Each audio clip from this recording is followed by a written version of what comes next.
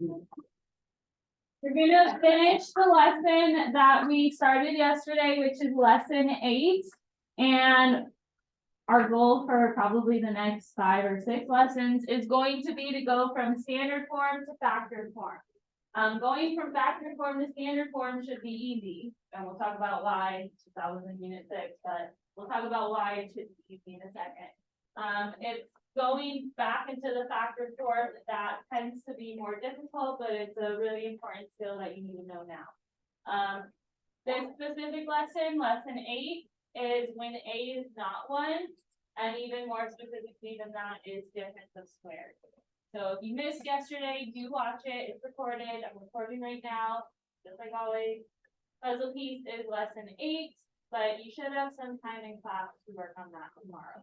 And then we're going to go right into lesson 9 right after. Normally, I like to break it up a bit, but I have a district day tomorrow, so you will basically work on all your puzzle pieces tomorrow. Here's a sneak peek at the instructions, which are always in the slides, no matter what. There's never any excuse for why you didn't do what you were required to do. These ones should all be done by tomorrow. 2 of them are from last week. 2 of them were finishing the lesson for those today. These other ones are available, and they are due by Friday. Granted, we haven't done the lessons for them yet, but I'll put some quick videos in Schoology that if you get to them, then essentially you have less homework. So I always did my homework at school, so that way at home, I could have that time to myself. But that's just me. Regardless, you need to get it done. If you decide to sit in here and talk, that's your problem. You have all this work then to do afterward. And the missings will go in promptly for the ones that are due tomorrow, and you'll have class time to work on them. If you have questions, you can ask me even through email. So there's never an excuse of oh, well, I didn't know how to do it. Well, I left you videos, I left you notes, I left you my email. There's no excuse. You have to know how to do it for this unit test, which isn't necessarily soon, but I would say within the next month, you'll be testing unit 7. Okay, anyway, this was kind of like your warm-up for today. It's your 7.08 notes. So I think that going from factored form to standard form is easy. Why would I say that? How do I go from factored form to standard form? What would that entail? FOILing sometimes, if it's a binomial times a binomial, distributing, or depending on what it looks like, basically multiplying it out. That's why I think that is easy to do. So I would make this note to myself in case you didn't know that. To go from factored form to standard form, you essentially just multiply. Multiply and simplify. So for this first one, yeah, you would FOIL. What are my first terms in this one? Table 1. X and X. So X squared, you multiply them, is what you get. Outer terms, table 2, what do we get?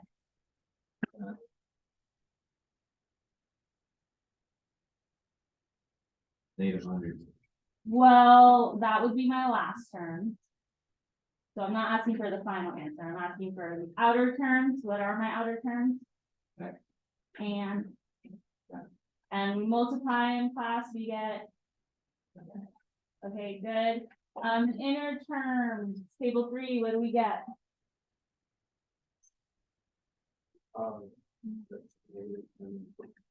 And multiplying, we get. And then my last terms, table 4, what do we get? What are my last terms, table 4? And when I multiply them, I get. Okay, good. Now what happens, because you should combine like terms if there are like terms. What happens when I combine 10x and negative 10x? They cancel out. though, really, I probably should have written my work over here, so move it. But, when they cancel out, my final answer for the first one is what remains, which is x squared and the negative 100. So that's your final answer. I should be able to recognize that as something. What is it? Table 5. Based on our lesson yesterday.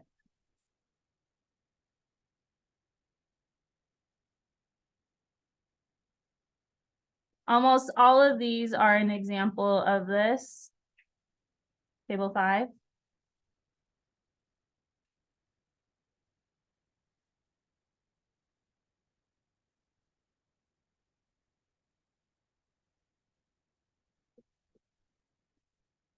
No.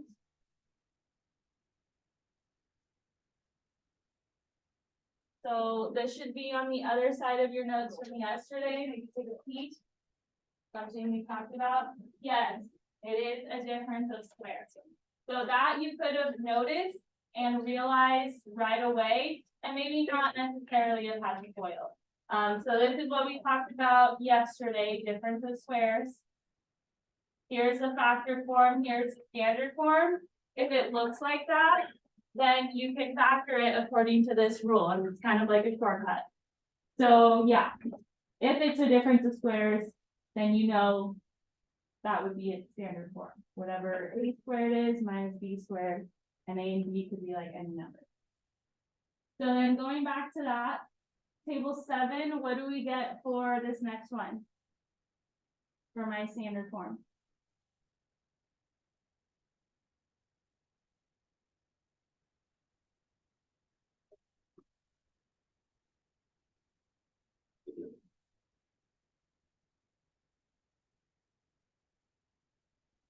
Table 7.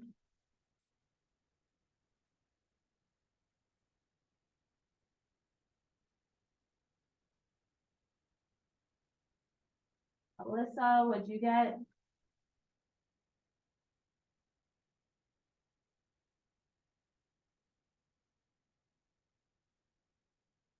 Brooke, what'd you get?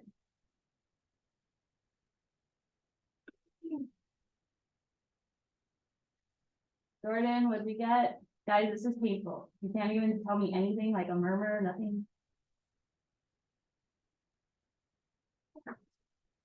A guess, maybe.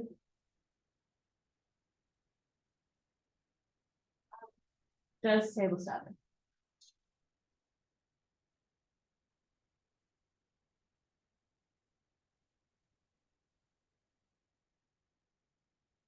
Like, just because you're silent doesn't mean I'm gonna move on, so we can sit here in silence until you figure it out, table 7.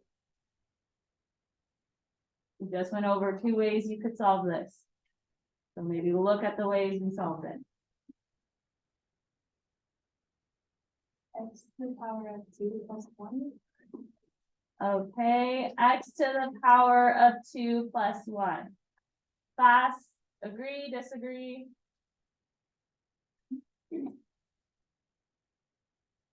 Class, agree, disagree? Okay, disagree. Is there anything we like about it? Okay, we like that there's an x squared. What else do we like about it? The 1. How can we make it better? Table 8. Should be 4x squared and minus 1. So however way you decided to do it, you could just FOIL it like normal. What's 2x times 2x, class? 4x squared. All right, so that's the first, the F stands for first. Outer terms, 2x and negative 1, what do we get? Class? 2x times negative 1. Negative 2x. If I need to call on you individually, then that's what I'll do. All right.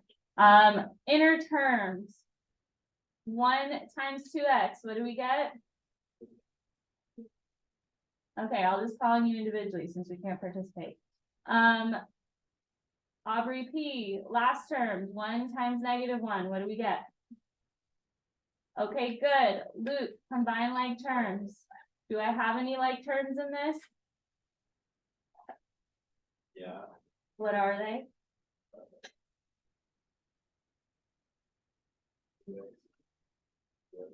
Good. Let's see, Abigail E, what do I get when I combine them? Oh, for 0. 0x, yes, because -2 plus 2 class is 0. So that's why all that remains is this. Is there an easier way, table 1? Anyone in table 1? No, Are you sure? I don't know. Well, look at it. We have essentially a plus b and a minus b, right? Isn't the 2x the same in both parentheses? Isn't the 1 the same aside from the sign difference? So since it's the difference of squares, all I really have to do is square the a, so 2x squared, so 2x times 2x is 4x squared. And then square the b. 1 times 1 is 1. And then the difference of squares, you put a minus in between. So then, K and D, what would be this next one for standard form? 16 plus 4x. 16 plus 4x. Class, agree, disagree? Okay, what do we disagree with?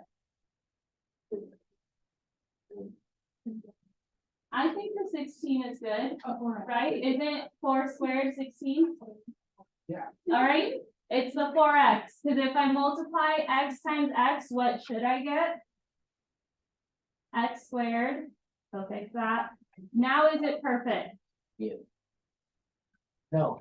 What needs to be changed? It should be minus in between, because this again is a difference of squares. A, that is a minus b first, and a plus b, yes?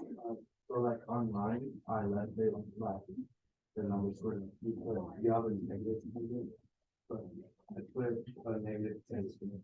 Okay, so that's a good observation, and we talked about that in first hour today too, so let's talk about that again. Could you write for standard form x squared minus 10 squared, is that the same thing? It is the same thing, and we looked at it like that yesterday because you were trying to observe certain patterns yesterday. Now moving forward for these purposes, if it's a number squared, you should be able to like put that in your calculator and know what that number is. So for these purposes moving forward, you can simplify the number squared, okay, and you should. So good question, any questions on the first grade? Okay, let's pay with the pay, so we'll never be able to finish on time. So table 2. What do we get for the factor form? Now we're going backwards. We're going from the standard form to the factor form. So let me actually write you some notes for that, because I gave you notes for the first one. So if it's going from standard form to factored form, how you do that honestly depends. Not gonna lie to you, it depends what you have. So I would put it depends. We talked about if it's a trinomial, so far we learned like if it's ax squared plus bx plus c, that was from lesson 7. This one is not a trinomial. So if it's a 2-term, what's the only way you've known how to, or that I've taught you how to factor 2 terms? No. So that's going from factor to standard. So if I need to go the reverse way, the only way I know how to factor it if it's 2 terms, if it is a, well, it is 2 terms, so it's a binomial, but if it's a difference of squares.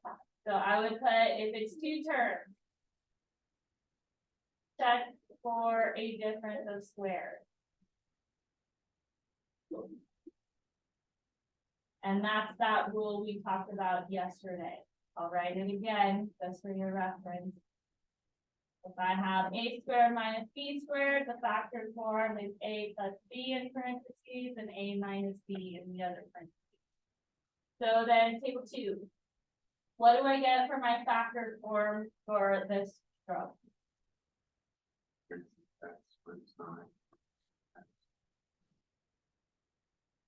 All right, class, agree, disagree? Okay, looks good. It does does it matter if we flip the plus and minus? As long as one of them is plus and the other one's minus, it doesn't matter. But yeah. And then I should be able to check that I did it right if I can FOIL this and get my final answer.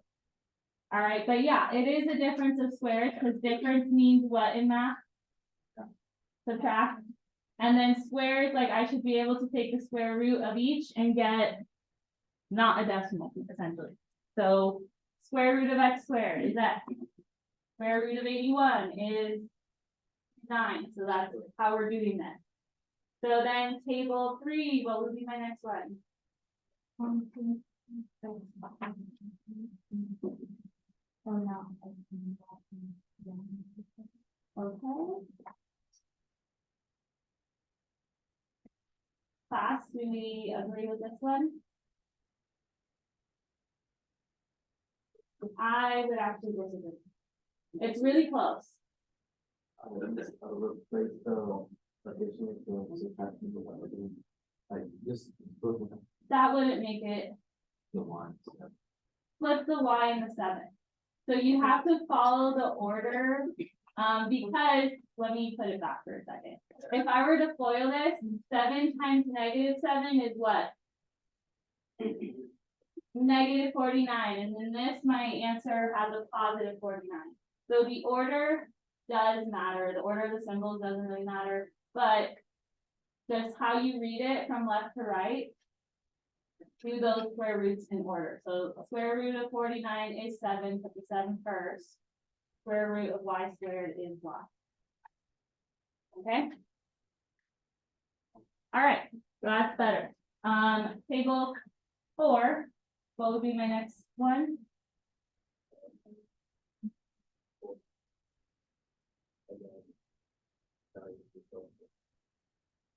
Okay, so if I did this right, I should be able to FOIL and get my original problem. So what's 9z times 9z? It is not 9z squared. The z squared part is right, but what's 9 times 9? So how can I make it, how can I fix it to where it gives me a 9 when I multiply? 3. If I do 3z times 3z, now I get 9z squared. So the coefficient, you can still take the square root of, you might have to put it separately in your calculator, because your calculator won't tell you the variables. You just have to know.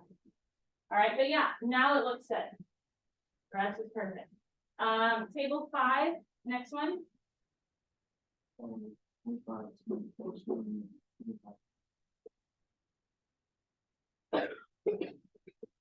Okay, let's see. I should be able to FOIL and get my original answer. What's 25t times 25t? Is it going to be 25t squared? How can I make it 25? Oh, It's 5. It's 5. so 5t would make it that. All right, 25 times 25, I don't know off the top of my head, but it would not be, the other past. All right, 5t times 5t. Now that is 5t squared. And then yes, 9 times negative 9 is a negative 81. And again, FOILing has the outer and inner, but I know those will cancel because this is the difference of square. So I'm not gonna go through those. All right, now the fraction. I know we like to see fractions on our homework or test or whatever, and just kind of take the L on that one. It's not that hard. It's really not. So they're giving us standard form. it is a difference of squares, so I could just kind of use this rule instead of completely foiling. And according to the rule, I would take the first part of the parentheses and square it. So what is c squared?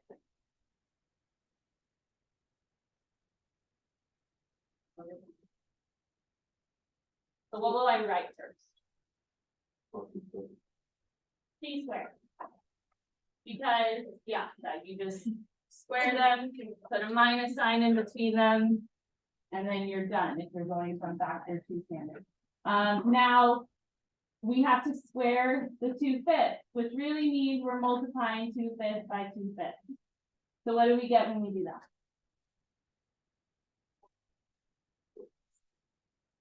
4 over, not 10, 25. So multiply this straight across. If you need to simplify at the end, you can, but 2 times 2 is 4, 5 times 5 is 25. That's as simple as it goes. So that's my answer for this one, the one with the fraction. So I'm sure many of you skipped.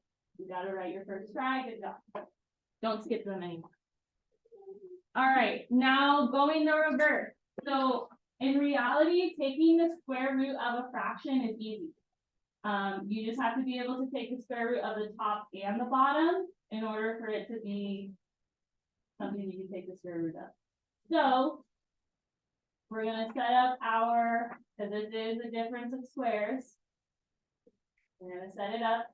What's the square root of 49? What's the square root of 16? So it'll be 7/4 as our square root. And then, because it's a difference of squares, put plus in one of them, put minus in the other. What's the square root of b squared? D. And you could test it and multiply it out, you can get the same thing. All right, now, table 7, is this next one a difference of squares? X plus 5 times x plus 5.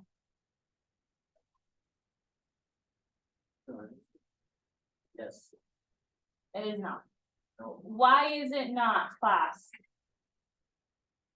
What was the question? The question was, is this one a difference of squares? So why is it not a difference of squares? Well, here's that rule again for reference. Look at the part where it's factored. What would make it a difference of squares? If one of them had a minus. Since it doesn't, you can't apply this rule. For this one, you would actually have to FOIL it. So what's x times x? And then outer terms, x times 5 is. Inner terms, 5 times x is. And last terms, 5 times 5 is. And then do the middle terms cancel out? No, because they don't have opposite signs. That's why. That's why one of them would have to be plus and one would have to be minus for that to happen. So combine them. What's 5x plus 5x? And so what you get is a trinomial. It is not a difference of squares.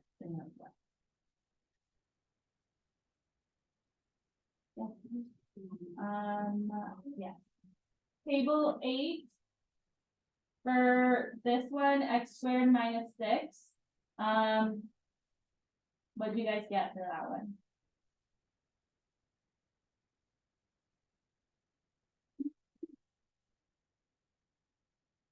Is it a difference of squares? So there is a difference. Are both of these perfect squares? No. So you would have to see, is it factorable by another way?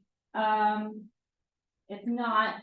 The other way, which I have not taught you, but we will talk about it more another day, is by GCF. So essentially, this coefficient is 1, this number is 6. Is there a number that goes into both 1 and 6 other than 1? No. One, its only factors are 1 and 1, right? So other than 1, no, there's no other factors. Do they both have x's? So when it's not factorable by GCF or by any other method, then it's what we call prime. And it did say, if you read it on your note sheet, if you get stuck, well, it says if you get stuck, consider drawing a diagram. Heads up, one of them is impossible. Okay, so sometimes they're not factorable. Doesn't mean that they're all not factorable. So once I tell kids that they put prime on everything, it would have to be not factorable at all. Okay. So then the last one, table 1, is that one a difference of squares? Table 1, is x squared plus 100 a difference of squares? No. And why is it not? Oh.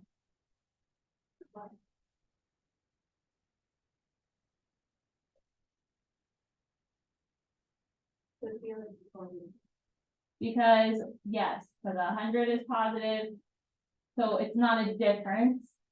These are perfect squares, but it's not a difference in squares. So again, and there's no GCF, again, they both don't have x's. We both, like this coefficient is 1, so no GCF. So this one is also prime. Okay, questions, comments, concerns? All right. Okay, so we're done with 7.8. Hopefully you get it now for difference of squares. If not, you know, let me know and we can talk about it more. We are going to do lesson 9 because I think that would be better doing it together versus making you watch a video tomorrow. So not a huge fan of doing that back to back, but we're going to keep it moving. So lesson 9. You have a warm-up. This would be the paper you picked up today. So let's try to find at least one solution to this trinomial. What does solutions mean in algebra? So what I was looking for, I think Anthony said it, is the value for x that would make this true. Notice there's 2 x's. It would have to work in both parts and equal 0 for those to be the solution. So here's kind of a setup. You as an individual choose a whole number between 0 and 10. I'm not going to tell you, I'm not going to assign you, like this side of the room do 0. Just pick a number between 0 and 10. Evaluate the expression using the number you picked for the x. If your number doesn't give a value of 0, look for someone in your class who may have chosen a number that does make the expression equal 0, and then determine what that number is. So you'll definitely need a calculator, whether it's on your phone, Desmos, a real calculator, I don't care, just don't do anything not allowed, like going on Instagram or texting someone that. Just use, if you're using it as a calculator, use it as a calculator.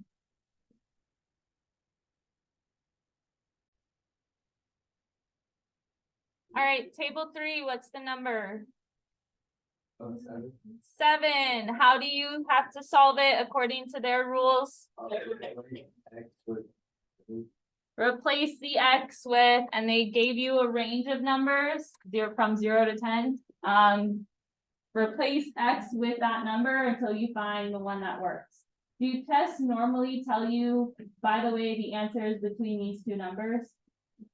No. So it's worked because they did tell you, but like, is it really an effective strategy? No. So that's why we go over the different ways to do this. But when in doubt, yeah, the answer should be able to replace x and give you whatever it says. Now, it says that there's another answer that would make it work. Does anyone know what that number is? Not a clue, not a guess. Okay, well, it's -5. So they didn't tell you that it could be anything out of that range. They just said it'd be another number. So that's why you need to be able to identify both answers. Now, here's what you might have gone through if you chosen a different number. I'm not gonna show you the rest, but like toward the bottom right here. All right, when it makes it 0, that's the solution. So we call the solutions a few different names for the quadratics. Do you guys remember those names? So solution is one of them. What else do we call them sometimes? I think I heard someone say it. Zeros. What else? What else do we call solutions to quadratic?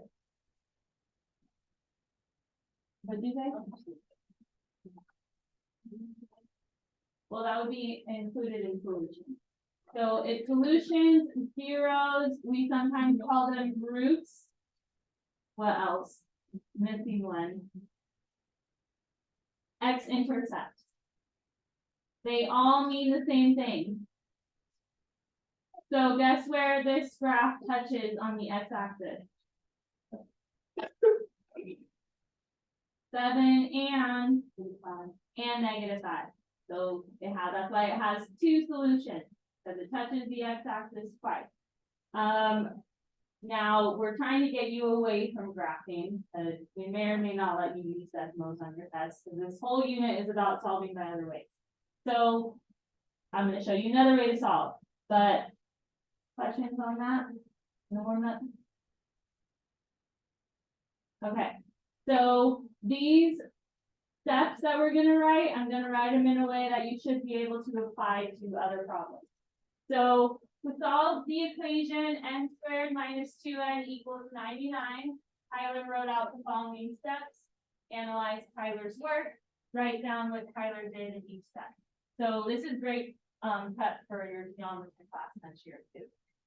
So here's my original equation, what we're given. How did he go from the original to what he has in step 1? What did he do?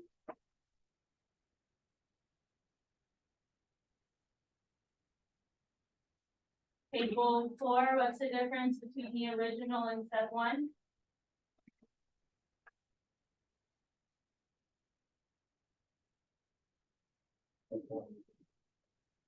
Step 1 is now equal to 0. So that will be your step 1 for these two. You need to set them equal to 0.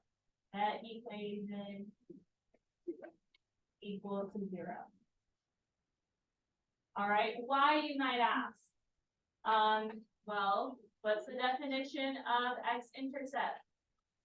Okay, and the reporter can rotate one to the right. The reporter switches one to the right. All right, but this time I'll just ask the whole class, what's the definition of x-intercept? Like right.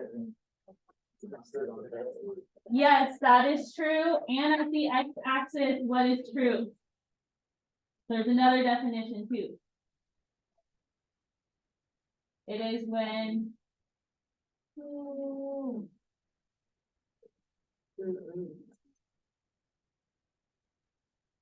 right, come on, y'all. You guys know this. I ask you this every once in a while. X-intercepts are, yes, when it crosses the x-axis, but also when what happens? What is true at the x-axis?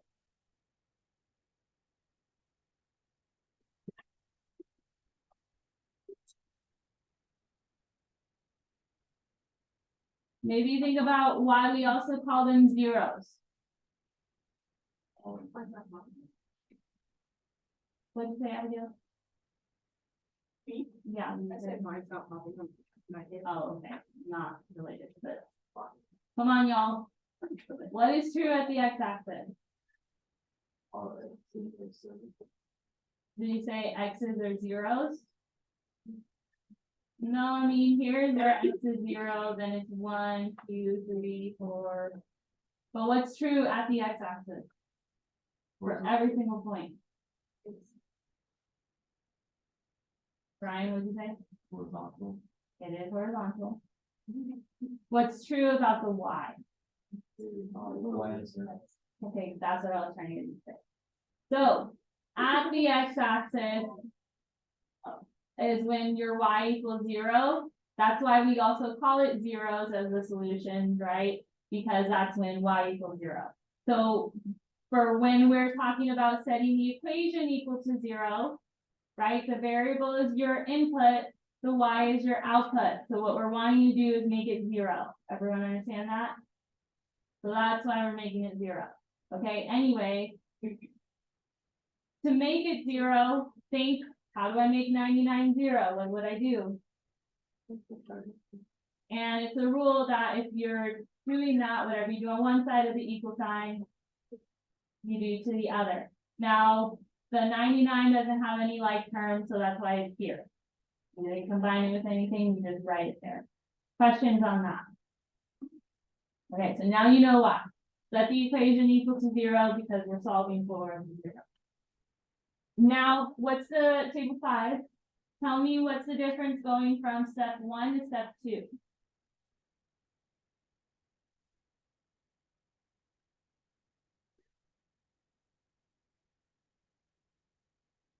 Kind of, it's like the opposite of the two. What form is step 1 in class?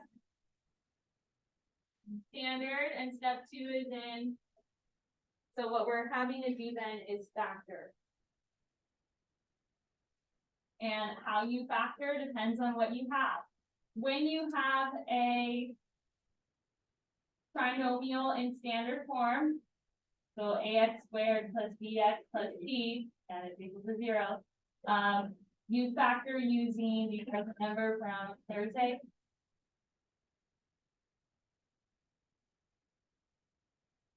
The diamond method. So redraw this. The top of your diamond is A times C, the bottom is B. That was when we were doing like what multiplies to 100, that also adds to this. Okay, that was that lesson. So what is A, table 7? What's A times C for this?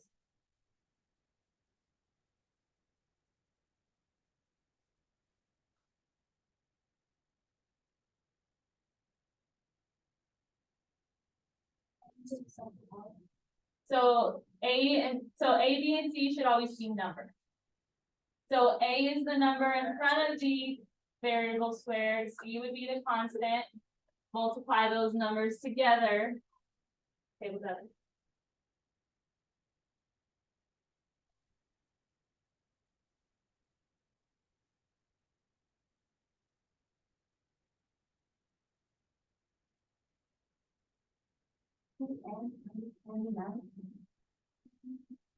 No, so here, let me call something else. Table 8. What's in front of the n squared if it's not written? So my A is 1. My A is 1. What's my C? Table 1. What's my C? And then what's class? What's 1 times negative 99? Okay, great. That's my A times C. Everyone see that? 1 times negative 99. Table 2, what's my B?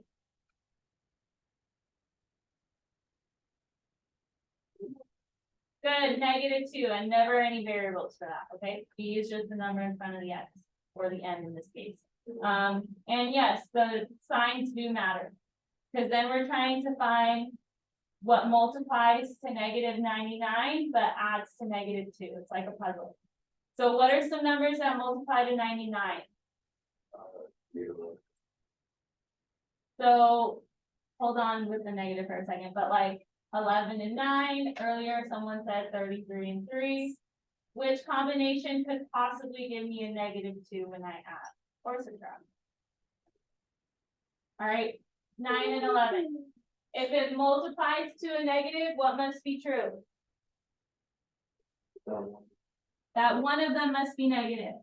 And then if it adds to a negative, which one does it have to be negative? The 11, good. So then when I factor it, that's how they got n minus 11, n plus 9. Make sense? Good? Okay. So factor. Okay, yeah. Factor the standard form. I will put.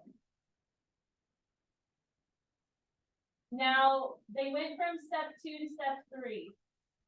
What they did is set each factor equal to 0. Why might they want to do that?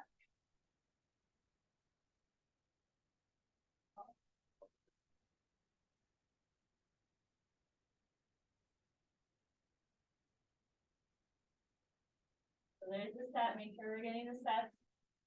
So they set each parentheses equal to 0. Because if these parentheses are being multiplied together and they give me 0, one of the parentheses has to be 0. So, and there's 2 ways to make it 0. That's why most of the time there's 2 answers. So think, or do the math if you need to. Isolate the n. Add 11 to each side. That's how they got n equals 11. So we're isolating the variable. In step 4. Over here, how can I make that 9 go away? Subtract it, whatever you do on one side. And that's why my final answer for my zeros, my solutions, what n can be, is 11 and negative 9. Yes? Yes. Okay, questions on that? Can we apply these steps to these problems down here? So A and B, those are trinomials, so make sure to factor those that you use this, but don't skip any steps either. C, since it's 2 terms, see if it's a difference of squares and then factor it accordingly. We are going to go over these, and I want enough time to go over these, so I'll just give you like 3 minutes. Sorry, I know there might not be enough time for some of you, but do as much as you can yourself for the next few minutes. All right, who thinks they have the answer for A? Not a soul? No clue? All right, just follow the steps. Set the equation equal to 0. Is it equal to 0 right now? So how can I make it equal to 0? Good. So whatever you do on one side of the equal sign, you have to do to the other. I'm going to line it up with its like term because there is a like term. The x squared minus 8x doesn't have a like term, but what's 12 minus 5? Good. And positive, so I'll put plus 7. Now on the right side is 0, cancel. So set the equation equal to 0 if it's not already. Now we need a factor. What's the only way we know how to factor a trinomial? The diamond method, which we did up here. So A times C on the top, B on the bottom. What's my A times C going to be in this one? 7. And it's positive. What's my B going to be? Now there's only 2 factors for 7. What are the only 2 numbers that multiply to give 7? 1 times. Those are the only 2. Yeah, you can probably do like 3.5 times 2, but we just want like integers. Okay, whole numbers, not decimals. So that multiplies to 7. Does it add to negative 8? No. How can I make it add to negative 8? Make them both negative. It still multiplies to a positive because negative times negative is a positive.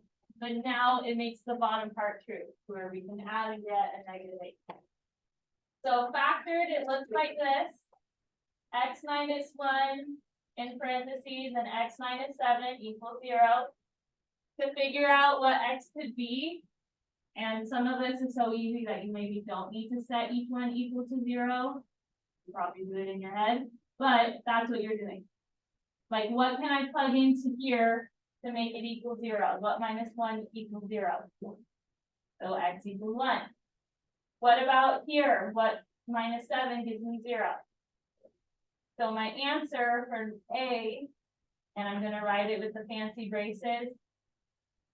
That'll show that like these are my 2 solutions. Is 1 and 7. Questions on that? X could be 1 or 7, there's 2 solutions there. All right, let's keep going. B, does someone think they have the answers already? All right, then make sure, follow step 1, is it equal to 0? So then great, I don't have to set it equal to 0 because it already is. I do need to factor. What way will I use to factor since it's a trinomial? So then a times b on the top, what's my a times b in this one? -11. What's my b going to be? -10, the signs do matter. What are the only numbers that multiply to 11? Which one? Okay, relax, guys. Which one would have to be negative in order to give me a negative when I add? It would have to be the 11. If I put it on the 1, I get a positive, and I want a negative. Now, factored, it looks like this. The signs depend on if it's positive or negative. What goes into x here to make it 0? So 11 is one of my solutions. What plus 1 gives me 0? So -1 is my other answer. Yeah. The last one is a difference of squares, by the way. So when you factor it, this is what you get. What 7 minus what gives me 0? Not -7. And then 7 plus what gives me 0? -7. This will be included, so you can get the work down, but that's how you do it. That one was a different square. So I.